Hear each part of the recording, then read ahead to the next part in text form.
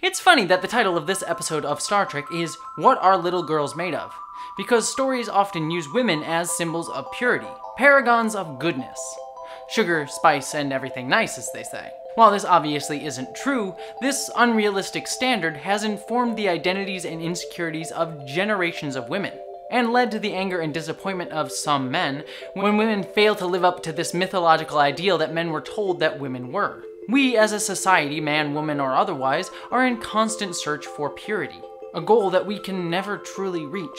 It's that pursuit of an unachievable goal that has led us to some of humanity's darkest chapters, yet also informed some of our greatest aspirations. So let's take a look at the episode of the original series, What Are Little Girls Made Of, through the theme of purity. This is Sacred Treks. Space, a final frontier. We must strive to be more than we are, Law. It does not matter that we will never reach our ultimate goal. The effort yields its own rewards. It's a matter of interpretation.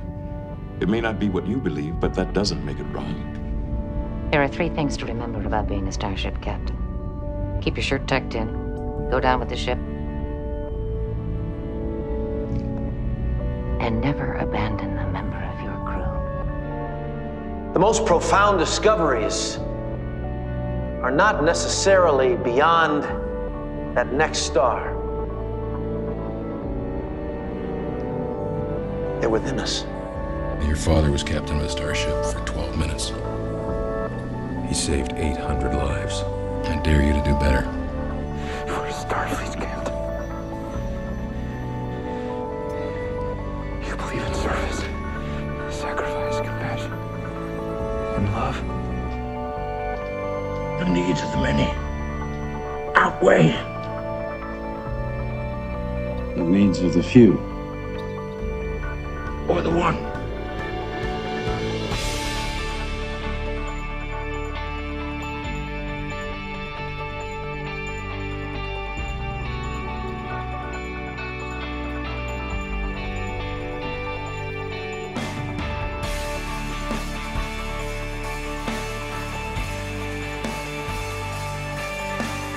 Alright, time for the synopsis, the section where we get to make fun of the episode before we actually dive into what makes it so meaningful. Because it's important to remember that while we treat something as sacred, it is not perfect. The Enterprise arrives at XO3 in search of xenobiologist Dr. Roger Corby, Nurse Chapel's fiancé.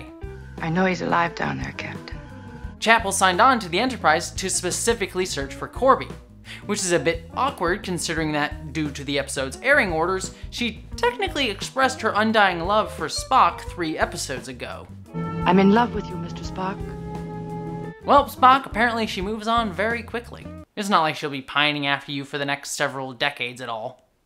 Also, what's with these 2 background actors standing awkwardly around? I bet the director was like, we need people back there in this shot. You 2, just stand there and awkwardly smile at everybody. Enterprise hails the planet and finds Corby is actually alive in underground ruins. Kirk and Chapel beam down to the planet and find no one's there, and then beam down 2 of the security crew. And I'm sure they'll be absolutely fine. The crew walk through the very phallic-looking styrofoam caves and find Corby's assistant, Brown, master of dramatic lighting, and, oh! Looks like something happened to that security crew. Killed by this Frankenstein dude by literally tossing them down a bottomless pit. There's no hope, Captain. It's bottomless. Anyways, Kirk didn't seem too upset about it. It's okay. Corby and Chapel finally reunite, but when Kirk tries to communicate with the Enterprise, Corby threatens Kirk. But Kirk fights, killing and revealing Brown is an android. Frankenstein, whose name is Ruck, captures Kirk. Corby reveals that Ruck is one of the most advanced androids, made by the Old Ones.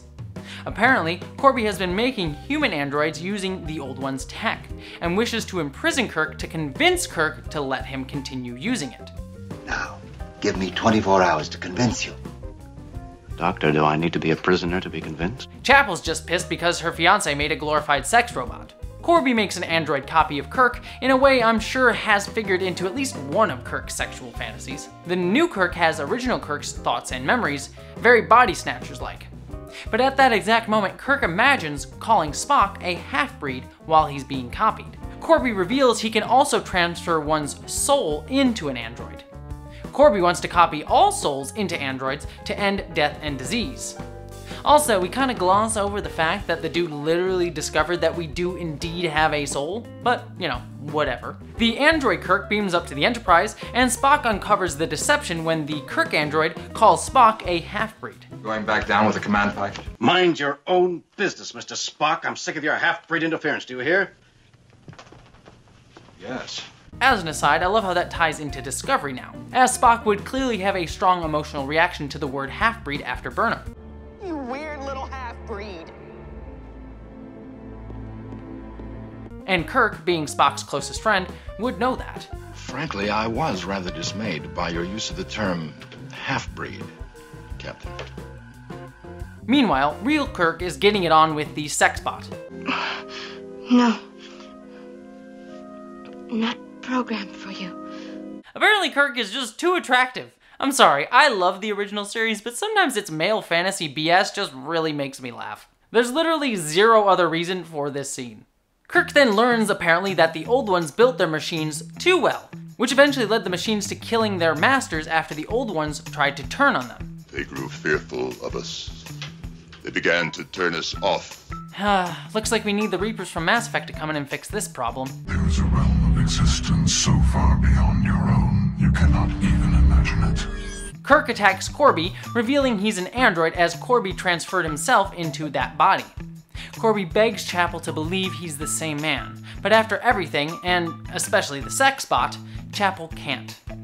The sex bot refuses to hand over her weapon, and to prove his worthiness, Corby kills them both, which seems a bit overdramatic? Spock arrives and Kirk tells Spock that Corby was never here, to which Spock is like, okay, then what the hell was with the half-breed comment then? Chapel decides to stay on Enterprise, which is great news for Spock apparently. Alright, let's get into our analysis through the theme of purity. Corby is obsessed with using his androids to create a pure humanity. One that doesn't have to worry about death or disease, frailties or weaknesses in his mind. This search for purity defines so much of our quest as humans. Some strive to maintain beauty standards. Some go to the church to attempt to purify their soul. Others meditate to purify their mind. Some strive to be the best at their job. All of us strive for some different form of purity, but the one bond between all of them is that we all have the idea of what in our mind constitutes the ideal. What is the perfect version of ourselves. Yet that version in our minds can never really fully be realized. We keep wanting more though, keep pushing for more. Corby, driven by his own pursuit of purity, transferred himself into his android body. He had achieved his ultimate goal. He became his ideal self. He believed in this so much that he even tries to convince others like Kirk to join him. But at the end of the episode, we learn that Corby never really achieved that purity. He saw himself as free from disease and death, yet he clearly was still able to be harmed, to even be killed. Corby never really achieved his idealistic dream, just as any of us can never really achieve any of our goals. We will never be perfectly beautiful, for example. Even those considered to be the most beautiful in the world still have insecurities. And even more, will lose that version of their beauty over time, though they'll still be beautiful in different ways. Those who believe in Catholicism, which I don't, also believe that our souls are all tainted with original sin. We can never be pure. The same goes, though, for striving for nirvana or even getting that final promotion. There's always more. We can always be better. Yet, taken to extremes, this goal of purity can be self-destructive. We see with the old ones a society that dedicated itself to making something pure. Yet they became fearful of their own machine creations because they were so superior to the old ones themselves, and so the old ones tried to kill them, which then led to the machines killing them instead. It became necessary to destroy them. You are inconsistent. Yet we can see that these machines, like Rock, who murders without thinking, are also far from ideal and perfect beings. Corby himself lost something of who he was when he transferred into a new body.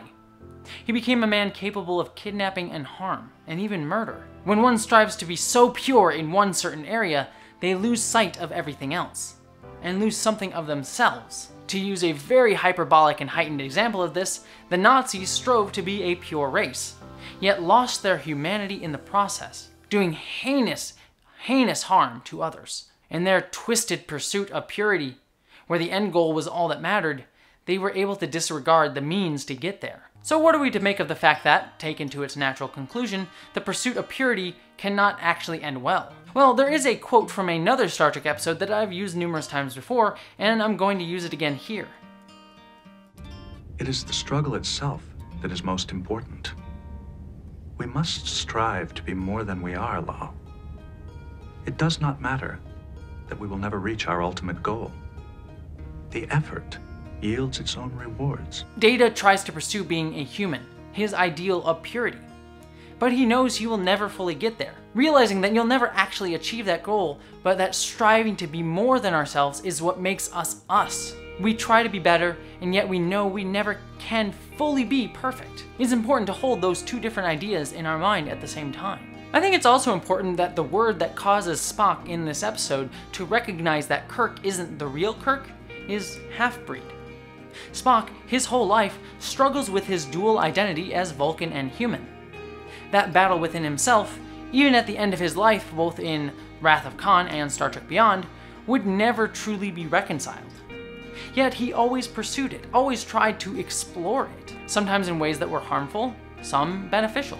But in the end, it was this exact struggle that led him to be one of the most respected and decorated members of Starfleet, and earn a place in our collective hearts as a culture in the real world. It's that struggle, that fight to be better, that truly brings out the best in us. It's why we love Star Trek, because it shows a world that tries to be pure, tries to be better, even if it's not going to be perfect. You have to actively strive to be better to actually be better. It's why I love Star Trek Picard, the show, so much, because it shows us what happens when we get complacent, when we think we are pure. It's why I make jokes about Star Trek in my synopsis, even while talking about the lessons that we can learn about Trek later in the video. Because I think it's always important to recognize that Trek has faults. Because by discussing its mistakes, we can also learn to be better ourselves. So as long as we keep fighting to better ourselves, yet tempered with the knowledge that we will never get there, is perhaps the real balance that truly makes us pure. I constructed a perfect being. Tested it. Proved it. Proved it. Proved it.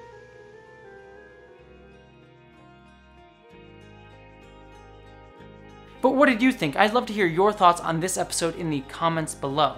And if you want to get more episodes of Sacred Treks or more analysis of Star Trek and other things in geek culture, give my channel a subscribe. And if you want to help make these videos even better, please consider giving to my Patreon page. Every little bit helps me pay the rent and also helps me pay for an upcoming surgery that I have.